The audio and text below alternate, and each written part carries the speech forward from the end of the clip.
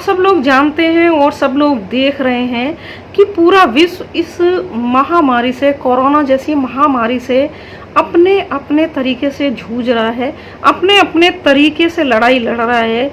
वहीं इस कोरोना महामारी को लेकर भारतवर्ष में भी लोग जिंदगी और मौत से जूझ रहे हैं। अपने अपने स्तर से अपने आप को बचा रहे हैं, अपने प्रियजनों को बचा रहे हैं, अपने समाज के लोगों को बचा रहे हैं, अपने भारतवर्ष के लोगों को अपने अपने तरीके से बचा रहे हैं, अपने अपने तरीके से लड़ाई लड़ रहे हैं।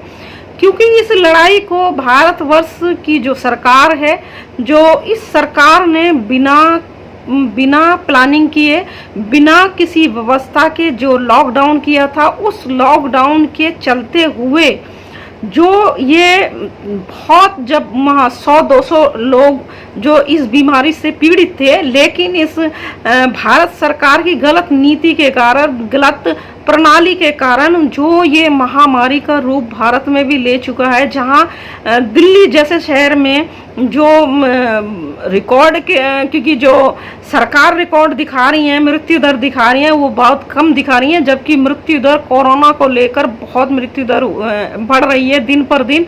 और पूरे भारतवर्ष में एक एक दिन में 10-10 हज़ार और 11-11 हज़ार मरीजों की संख्या बढ़ रही है।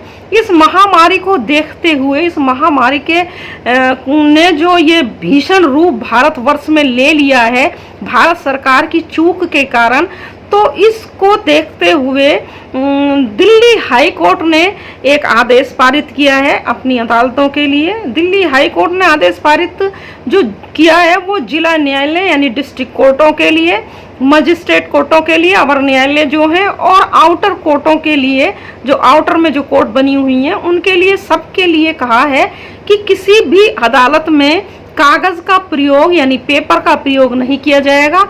पुरानी जो पत्रावली है, पुरानी जो फाइलें हैं जो विचाराधीन है अदालतों में, अलग अलग अदालतों में जो विचाराधीन है, उन पत्रावलियों को भी किसी भी तरीके से उनके साथ कोई छेड़छाड़ नहीं की जाएगी, उनको नहीं छुआ जाएगा। यानी कुल मिला के टोटल जो काम है उसको, सारा काम ऑनलाइन वीडियो कॉन्फ्रेंसिंग के माध्यम से, ईमेल के माध्यम से और व्हाट्सएप के माध्यम से कोर्ट में चलेगा काम।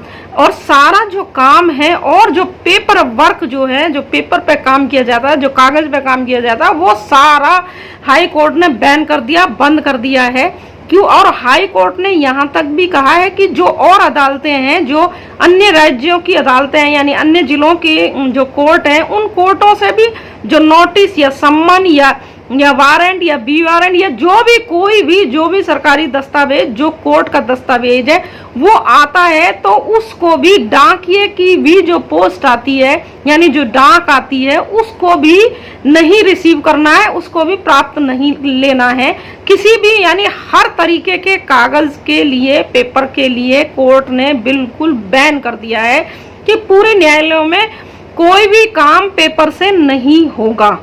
और ये सारा काम जो है ईमेल और व्हाट्सएप और वीडियो कॉन्फ्रेंसिंग ऑनलाइन के माध्यम से किया जाएगा।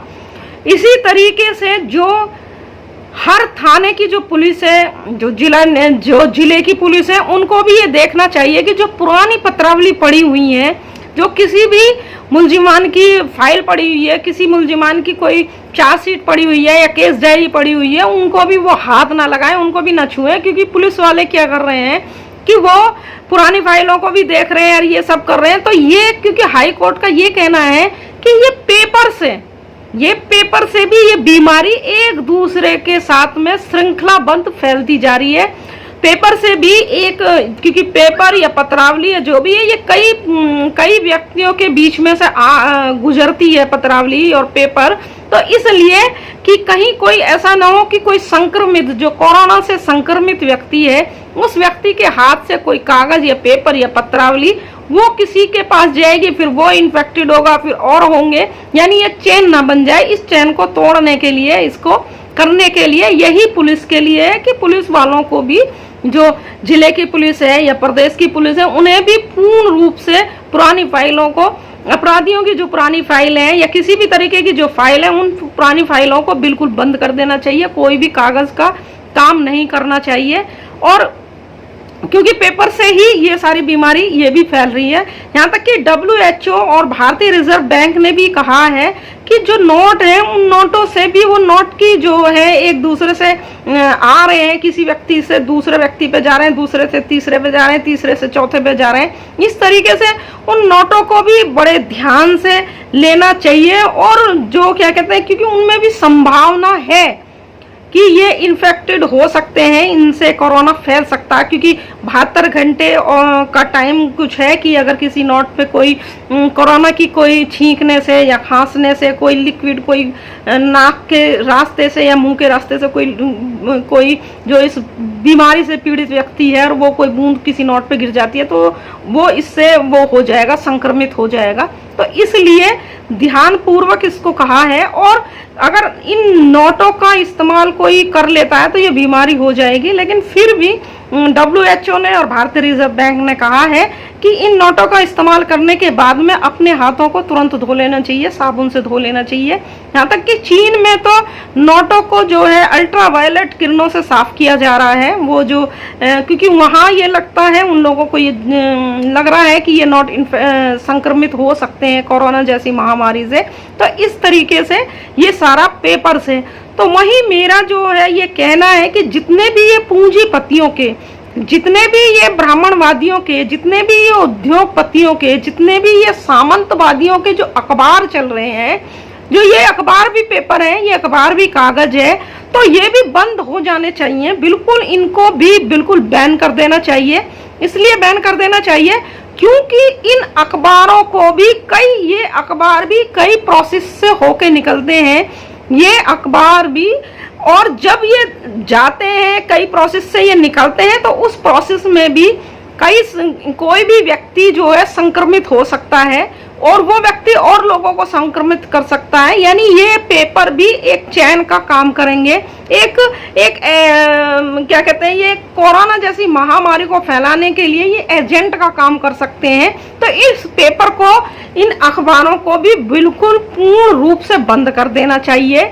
क्योंकि कहीं से अखबार छपने के लिए कहीं से पेपर को कलेक्ट किया जाता है, फिर पेपर भी दूसरी जगह से कंपनियां जो उद्योग पेपर बना रहे हैं वहाँ उद्योग से मीडिएटर खरीदते हैं, फिर वहाँ से पेपर अखबार वहाँ आता है जहाँ ये छपाई होती है। छपाई के बाद में प्लेट लगती है, नेगेटिव बनता है, कई सारे प्रोसेस हैं। और ये जो प्रोसेस है, इस प्रोसेस में कम से कम 100-150 लोगों के बीच में एक अखबार छपकर आता है। तो इसलिए इस अखबार को भी, इन जो अखबार चल रहे हैं भारतवर्ष में, इन अखबारों को भी इस बीमारी को देखते हुए, जो महामारी का पूरी रूप भारतवर्ष में ले चुकी है, मृत्यु दर दिन पर दिन बढ़ती जा रही है, संक्रमित लोगों की संख्या दिन पर दिन बढ़ती जा रही है। तो इन सारी चीजों को मद्देनजर रखते हुए सरकार को ये अखबार जो है पूर्ण रूप से बंद कर देने चाहिए। जब अदालत में सारा पेपर वर्क बंद हो गया और जगह जो है सब लोग अपने हिसाब से जो है नोटों का भी, कैश का भी कम प्रयोग कर रहे हैं, मजबूरी में कैश का प्रयोग कर रहे हैं, क्योंकि कागज से भी ये सारी बीमारियां फैलने का पूरा अंदेशा है। और इस अंदेशे को हाई कोर्ट ने जांच लिया, भांप लिया, इसीलिए इस पेपर वर्क को पूरी कोर्टों में बंद कर दिया है। तो मेरा सब यही कहना है कि हर जिले स्तर का अखबार, हर प्रदेश स्तर का अखबार, हर राष्ट्रीय अखबार, हर क्षेत्रीय अखबार, हर पाक्षिक अखबार, हर दैनिक अखबार, संडे टाइम्स अखबार और वीकली अखबार, और जो भी तहसील स्तर पर अखबार, जो भी टोटल अखबारों को बैन कर देना चाहिए। जब तक ये कोरोना से ये भारतवर्ष मुक्त नहीं हो जाता है तो अखबारों को पूरी तरह से, हर तरीके के अखबारों को बंद कर देना चाहिए, क्योंकि इससे भी पूरी संभावना है इस कोरोना जैसी महामारी को फैलाने के लिए। और अखबार जो है वो एक आम आदमी जिसके पास में जो इलेक्ट्रॉनिक मीडिया से टच नहीं है, जिसके पास में स्मार्टफोन नहीं है, वो सब अखबार ही देख रहे हैं, या जिनके पास ये भी है वो भी अखबार पढ़ रहे हैं। तो लिहाजा इस बीमारी को रोकने के लिए, ये बीमारी और ना बढ़े और भयंकर रूप ना ले ले, और इन अखबारों को भी पूर्ण रूप से बंद कर देना चाहिए।